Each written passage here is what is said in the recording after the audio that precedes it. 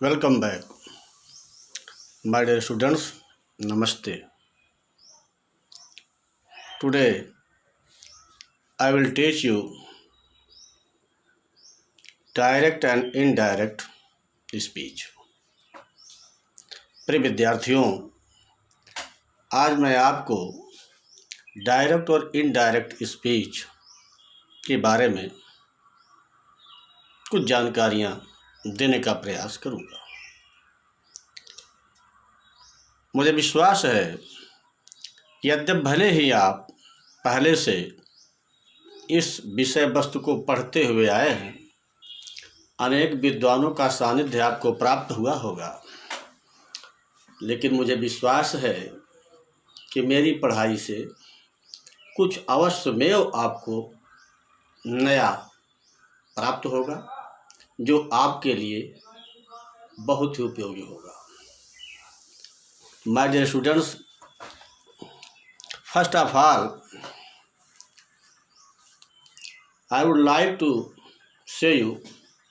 tell you something about speech and speaker. क्या आप जानते हैं कि स्पीच क्या होती है, किसे कहते हैं, या स्पीकर क्या होता है? तो प्रिय विद्यार्थियों, my dear students, the person who tells something to anyone, the person who tells something to anyone is called speaker. वह व्यक्ति जो किसी से कुछ भी कहता है उसे हम स्पीकर या वक्ता कहते हैं। What he says, और जो कुछ भी वह कहता है उसे हम स्पीच कहते हैं, स्टेटमेंट कहते हैं, सेंटेंस कहते हैं, वाक्य कहते हैं। इस प्रकार कोई वह व्यक्ति जो कुछ कहता है, बोलता है, उसे हम वक्ता कहते हैं, और जो कुछ उसके द्वारा कथन किया जाता है उसके कथन को स्टेटमेंट, स्पीच, वक्तव्य के नाम से हम जानते हैं। अब वक्ता को ही वी से रिपोर्टर टू स्पीकर, हम स्पीकर को ही रिपोर्टर कहते हैं। इसलिए इस पाठ का नाम कहीं कहीं नरेशन आता है, कहीं रिपोर्टेड स्पीच आता है, कहीं कहीं डायरेक्ट और इनडायरेक्ट के रूप में भी आता है। तो फर्स्ट ऑफ ऑल मुझे विश्वास है अब आपको स्पीकर और स्पीच के बारे में जानकारी हो चुकी होगी। अब प्रश्न उठता है कि we can express any idea, speech और सेंटेंस इन टू वेज, यानी हम किसी भी कथन को, विचार को और वक्तव्य को दो प्रकार से व्यक्त कर सकते हैं। We can express any idea, sentence और स्पीच इन टू वेज। हम किसी भी कथन को, वक्तव्य को, विचार को दो प्रकार से व्यक्त कर सकते हैं।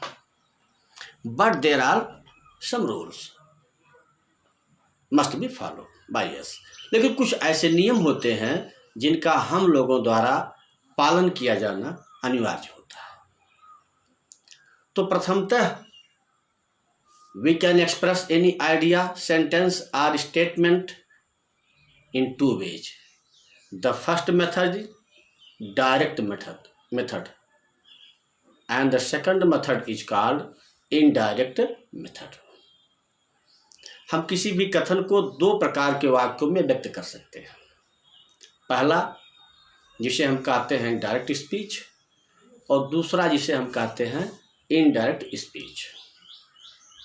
अब इसको आपको याद करने के लिए मैंने कुछ कवित्व के रूप में, कवित्व के गुण के कारण कविता में परिवर्तित किया है।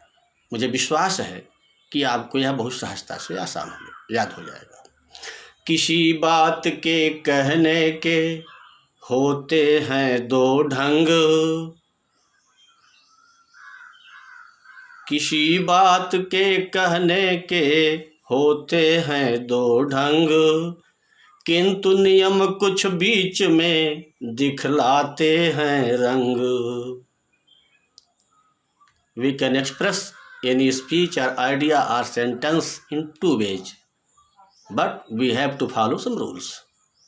किसी बात के कहने के होते हैं दो ढंग, किंतु नियम कुछ बीच में दिखलाते हैं रंग।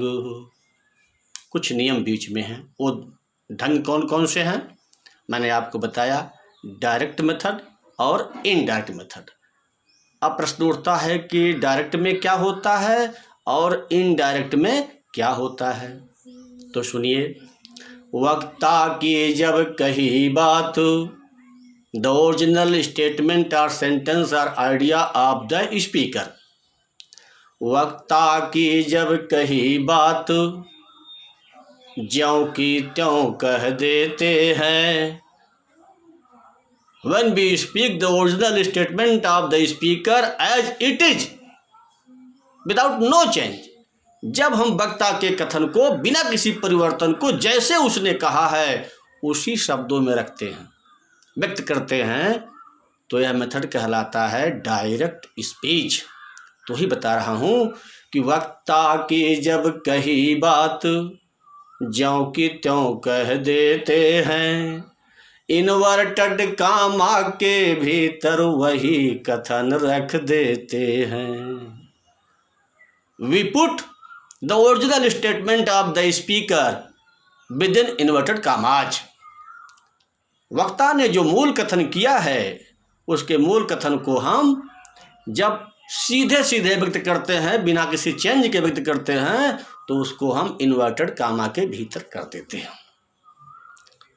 तो हो गया कि वक्ता की जब कही बात ज्यों की त्यों कह देते हैं, इन्वर्टेड कामा के भीतर वही कथन रख देते हैं। कामा के भीतर बंद वाक्य, कामा के भीतर बंद वाक्य रिपोर्टेड स्पीच बन जाता है। कामा के भीतर बंद वाक्य रिपोर्टेड स्पीच बन जाता है। इस तरह व्यक्त हो गया वाक्य डायरेक्ट स्पीच कहलाता है। इस तरह व्यक्त हो गया वाक्य डायरेक्ट स्पीच कहलाता है। यानी when we express the original sentence of the speaker in his own words, then we put his own words, his own statement within inverted commas, and the statement within inverted commas is called reported speech. This method of expression is called direct speech. अब इसमें क्या है, इसमें क्या है, अब आगे है स्पीकर की बात को, मीन्स रिपोर्टेड स्पीच, वही है स्पीकर की बात है। स्पीकर की बात को कहती है जो वर्ब, स्पीकर की बात को कहती है जो वर्ब, नाम रिपोर्टिंग वर्ब हो, समझो इसका मर्म। रिपोर्टेड स्पीच को यानी रिपोर्टेड के कथन को जो इन्वर्टेड कामा में है, उसको कहने वाली जो वर्ब होती है, उस वर्ब को हम कहते हैं रिपोर्टिंग वर्ब। तो ही है कि स्पीकर के कथन को या स्पीकर की बात को कहती है जो वर्ब, नाम रिपोर्टिंग वर्ब हो, करती खुद पर गर्व। इस वर्ब का नाम होता है रिपोर्टिंग वर्ब। तो मुख्य चीज़ें आ गई कि जब हम वक्ता की बात को, उसके मूल कथन को बिना किसी परिवर्तन के जैसे कि तैसे कहना चाहते हैं, तो उसके मूल कथन को हम इन्वर्टेड कामा के भीतर रख देते हैं। इन्वर्टेड कामा में बंद हो गया यह वाक्य रिपोर्टेड स्पीच कहलाता है। और उसके पहले जिस क्रिया द्वारा इस स्पीच को कहा जाता है, व्यक्त किया जाता है, उस वर्ब को हम रिपोर्टिंग वर्ब कहते हैं। रिपोर्टिंग वर्ब कहते हैं। This method of expression of any idea और सेंटेंस और speech is known as direct speech.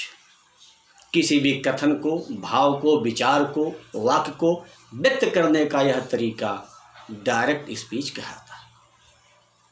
मुझे विश्वास है आपको अवश्य कुछ समझ में आया होगा। अब हम आते हैं इनडायरेक्ट स्पीच पर। इनडायरेक्ट मीन्स अप्रत्यक्ष। अप्रत्यक्ष मीन्स जैसे को तैसा नहीं, बल्कि भाव को कहना, मूल कथन के भाव को कहना, मीनिंग्स को कहना, जैसे के तैसे शब्दों में नहीं कहना। इसे कहते हैं इनडायरेक्ट स्पीच। तो देखिए, वक्ता की जब कही बात, वक्ता की जब कही बात अपने शब्दों में कहते हैं। When we express the original statement of the speaker in our own words, not in the own words of the speaker. जब वक्ता के मूल कथन को हम वक्ता के मूल शब्दों की बजाय अपने शब्दों में कहते हैं, यानी when we say the meaning of original sentence of the speaker, not at its meaning. जब हम वक्ता के मूल कथन को ना कह करके उसके कथन के भाव को अपने शब्दों में कहते हैं। वक्ता की जब कही बात अपने शब्दों में कहते हैं। सबसे पहले देखो भाई इन्वर्टेड कामा हटते हैं। We remove first of all inverted commas. Inverted comma को हटा देंगे। इनडायरेक्ट में वक्ता की जब कही बात अपने शब्दों में कहते हैं। सबसे पहले देखो भाई इन्वर्टेड कामा हटते हैं। अब क्या हो गया? कंजंक्शन का कर प्रयोग, संबंध सूचक अव्यय। कंजंक्शन का कर प्रयोग तब वाक्य बनाए जाते हैं। बनने वाले वाक्य सभी इनडायरेक्ट हो जाते हैं। और इस प्रकार बनने वाले सभी वाक्य डायरेक्ट से इनडायरेक्ट हो जाते हैं। तो वंस मोर डायरेक्ट और इनडायरेक्ट की परिभाषा एक बार फिर सुन लीजिए मेरे शब्दों में। वक्ता की जब कही बात ज्यों की त्यों कह देते हैं। इन्वर्टेड कामा के भीतर वही कथन रख देते हैं। इन्वर्टेड कामा के भीतर वही कथन रख देते हैं। कामा के भीतर बंद कथन, कामा के भीतर बंद कथन रिपोर्टेड स्पीच बन जाता है। इस तरह व्यक्त हो गया वाक्य डायरेक्ट स्पीच कहता है। रिपोर्टर के कथन को स्पीकर के कथन को कहती है जो वर्ब, नाम रिपोर्टिंग वर्ब हो करती खुद पर गर्व। This is direct speech. Now indirect speech. वक्ता की जब कही बात अपने शब्दों में कहते हैं। सबसे पहले देखो भाई इन्वर्टेड कामा हटते हैं। कंजंक्शन का कर प्रयोग तब वाक्य बनाए जाते हैं। बनने वाले वाक्य सभी इनडायरेक्ट हो जाते हैं। This is direct and indirect speech. यदि आप इस कविता को ही केवल याद कर लें तो शायद मन में गुनगुनाते रहेंगे और आपको कभी भी डायरेक्ट इनडायरेक्ट के मूल सिद्धांतों का विस्मरण नहीं होगा। प्रयास करता हूँ कि हमारा शिक्षण रोचक भी बना रहे, बोधगम्य भी बना रहे और हर कोई हमारी बात को समझकर सीख सके। इसलिए अब हमने आपको डायरेक्ट बताया, इनडायरेक्ट बताया। यहाँ पर अब जब हम डायरेक्ट से इनडायरेक्ट बनाते हैं तो कंजंक्शन का कर प्रयोग वाक्य बनाए जाते हैं।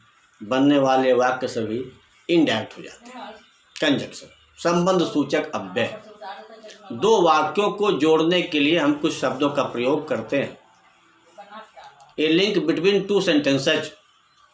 हमारे यहाँ इसमें 3 कंजंक्शन का प्रयोग किया जाता है। इफ, और वेदर, और दैट। जिसमें इफ और वेदर आपस में एक्सचेंजेबल है। चाहे इफ लगावें या वेदर लगावें, दोनों में से एक लगाते हैं। एक साथ दोनों को नहीं लगाते, दोनों में से एक ही लगाते हैं, एक ही अर्थ निकलता है। इस प्रकार कंजंक्शन हमारे पास है। लेकिन we have to follow some rules. हमें कुछ नियमों का पालन करना होता है। जब हमें उन नियमों का ज्ञान रहता है, जानकारी रहती है, तो हमें डायरेक्ट से इनडायरेक्ट और इनडायरेक्ट से डायरेक्ट बनाने में बड़ी सहजता होती है। इसलिए हमें हर नियमों का ध्यानपूर्वक अध्ययन करना होगा। अब there are 4 important things which are necessary for everybody else। 4 ऐसी चीज़ें, जरूरी चीज़ें हैं जो सबके लिए अनिवार्य है। जैसे डायरेक्ट से इनडायरेक्ट बनाते समय या इनडायरेक्ट से डायरेक्ट को बदलते समय हमें 4 चीज़ों का ध्यान हर हाल में रखना चाहिए। यदि ये 4 चीज़ें आपको ने ध्यान में नहीं रखा तो मुझे विश्वास है कि आपका प्रयास शायद ही सफल हो सके। पहला क्या है? पहला है यूज ऑफ कंजंक्शन। कंजंक्शन का प्रयोग पहला। दूसरा, use and changes of tenses. टेंसों का प्रयोग और उनमें परिवर्तन नंबर 2 हो गया। Number 3, changes of pronouns. सर्वनामों में परिवर्तन। और नंबर 4, नियरनेस, यानी समीपता का बोध कराने वाले हियर, देयर, नाउ, देन इत्यादि जो शब्द होते हैं, इनमें परिवर्तन करना। यानी there are 4 important things which are necessary to be learned by each and everybody. First, use of conjunction. Second, use of tenses and their changes. Third, use and changes of pronouns. Fourth, changes of nearness words. समीपता दर्शाने वाले शब्दों का परिवर्तन। इन 4 चीज़ों को अगर आपने ध्यान से याद कर लिया, पहचान लिया, सीख लिया, तो मुझे विश्वास है कि आपको डायरेक्ट से इनडायरेक्ट बनाते समय या इनडायरेक्ट से डायरेक्ट बनाते समय कोई भी परेशानी नहीं होगी, जिसे मैं क्रमवार वीडियो में जारी करता रहूँगा। आप लोग ध्यान देकर वीडियो को देखते रहिए। मुझे जितना भी आता होगा मैं वह सारा ज्ञान आपको देने का प्रयास करूँगा। फिर भी अगर मैं कहीं त्रुटि करता हूँ उसे क्षमा करिएगा। कोई शंका हो तो कमेंट बॉक्स में लिखिएगा। मैं आपकी समस्याओं का समाधान करने का प्रयास करूँगा और कुछ नया देने का प्रयास करूँगा।